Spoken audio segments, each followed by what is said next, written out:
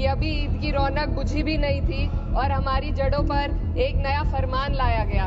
पहले उत्तर प्रदेश में मुसलमानों को नमाज पढ़ने पर रोक लगाई और फिर सौगात में ये बिल लाया गया।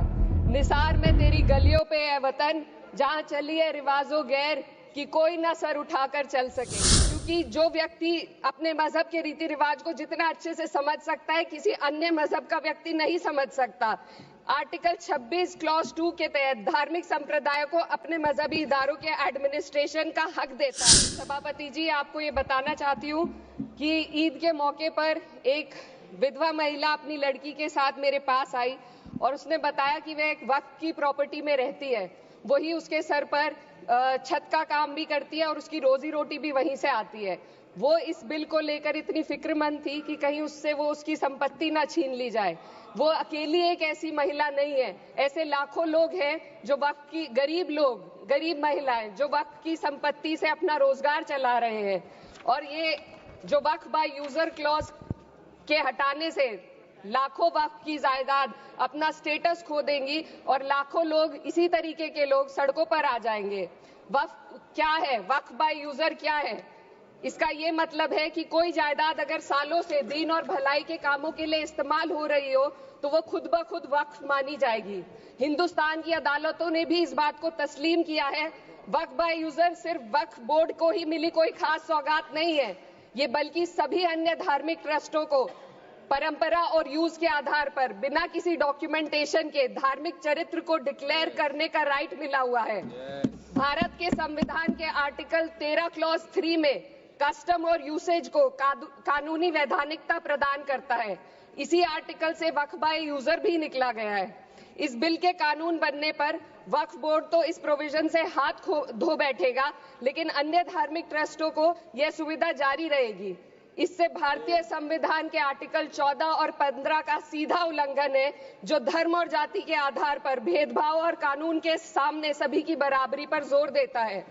मैं इसके साथ ये भी कहना चाहती हूँ कि सत्ता के लोग जो एक दूसरे की पीठ थपथपा रहे हैं कि वक्फ बाय यूजर का जो अमेंडमेंट इन्होंने दिया उसको एक्सेप्ट कर लिया गया है, लेकिन इनकी शरारत यह है कि उसके साथ ही एक ऐसा प्रोवाइजो इसमें शामिल किया गया जिसके आधार पर यह कहा गया है कि अगर कोई भी वक्फ की संपत्ति विवादित हो तो वो अपना वक्फ स्टेटस खो देगी। तो जो अमेंडमेंट इन्होंने दिया है, जिसको एक्सेप्ट कर लिया गया है, उसका कोई मतलब नहीं है।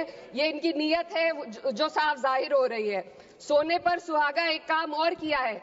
सरकार ने वक्फ की कानून के सेक्शन 107 को हटाकर लिमिटेशन एक्ट में 12 साल तक ही किसी के खिलाफ अदालत में जाने का प्रोविजन है। सेक्शन 107 में बोर्ड को लिमिटेशन एक्ट से राहत मिली हुई थी। वक्फ बोर्ड कभी भी अवैध कब्जाधारियों के खिलाफ अदालत जा सकता था।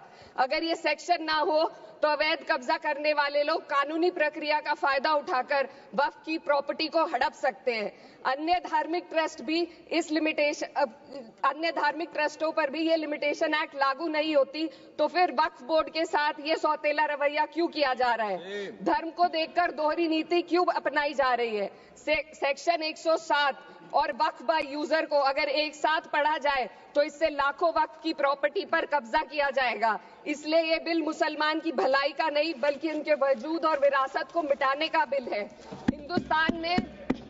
हिंदुस्तान में बहुत सारे धार्मिक ट्रस्ट हैं जिसमें उस खास मजहब के लोग शामिल होते हैं और उसका इंतजाम करते हैं। और ये बात समझ में आने वाली भी है, क्योंकि जो व्यक्ति अपने मजहब के रीति रिवाज को जितना अच्छे से समझ सकता है, किसी अन्य मजहब का व्यक्ति नहीं समझ सकता।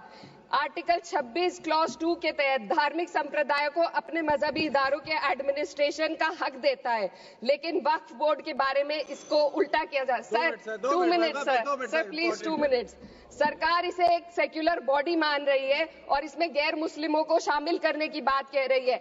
आपके मुंह से सेक्युलरिज्म की बात सुनकर अच्छा लगा, लेकिन अगले ही पल ये भ्रम टूट जाता है, क्योंकि आपको सिर्फ दान देने के लिए प्रैक्टिसिंग मुस्लिम का आपने क्लॉज डाला है, लेकिन बोर्ड में बैठने के लिए मुस्लिम होने की कोई आपकी क्लॉज नहीं है। तो इससे आपकी जो दोहरी नीति है वो साफ जाहिर होती है। ये वही सरकार है जिसने राम जन्मभूमि ट्रस्ट में ये लिख दिया कि जिलाधिकारी भी अगर होगा तो हिंदू होना चाहिए। कोई मुझे बताए कि वहां पर सेक्युलरिज्म का रस क्यों नहीं घोला गया। सर, आखिर में मैं अपनी बात को खत्म करने से पहले महिलाओं का मुद्दा बार बार उठाया जा रहा है। सरकार का कहना है कि बोर्ड में मुस्लिम महिलाओं को रिप्रेजेंटेशन देंगे। इस कानून से पहले भी मुस्लिम महिलाएं बोर्ड में मेंबर रह चुकी हैं और मिनिमम 2 का प्रोविजन था, उससे ज्यादा भी हो सकती थी। सर, मैं ये कहना चाहती हूँ कि सरकार ने महिलाओं के लिए ऐसा कौन सा नया काम किया जिसका ढिंडोरा सरकार का हर सदस्य पीट रहा है। इस बात की तायीद अगर आपकी तरफ से कोई मुस्लिम महिला करती तो हम उसका यकीन भी करते, लेकिन अफसोस आपकी इतनी लंबी कतार में एक भी मुस्लिम महिला नजर नहीं आती है। सर, मैं खुद एक मुस्लिम महिला हूँ, मैं सिर्फ एक सर मैं माइनॉरिटी महिला हूँ। इस सदन में हम सिर्फ 2 महिलाएं हैं और उस नाते से मैं ये बात कहना चाहती हूँ कि इस बिल के माध्यम से मुस्लिम महिलाओं को कुछ नहीं मिल रहा है। ये हमें कुछ नहीं देना चाहते, सिर्फ टोकनिज्म हमारे नाम पर बनाकर एक नैरेटिव मीडिया में चलाना चाहते हैं। तो ये बिल मुसलमान की भलाई का नहीं, उनकी पहचान को मिटाने का है। सर, अंत में मैं बस यही कहना चाहती हूँ कि कागजों की कैद में बस नाम रह जाएंगे, वो जो हमारे थे सिर्फ दावे में रह जाएंगे। इस बिल के द्वारा मीठी ईद के जायके को कड़वा करना, यही असली सौगाते मोदी था। बहुत बहुत